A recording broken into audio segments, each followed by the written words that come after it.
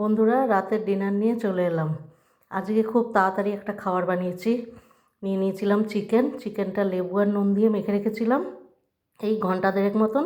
আর সবজিগুলো মোটা মোটা করে কেটে নিয়েছি। সবজির মধ্যে দিয়েছি আলু, ক্যাপসিকাম, পেঁয়াজ, গাজর, বিনস এগুলো।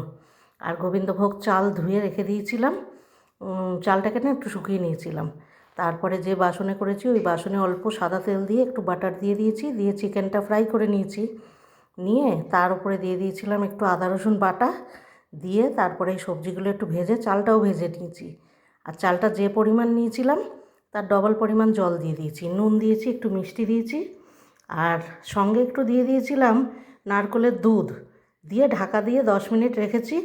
দেখো, একদম ঝরঝরে গোবিন্দভোগের চাল, কেউ বলবে না। এটা খুব টেস্টি হয়েছে খেতে। তোমরা একবার করো এই রেসিপিটা।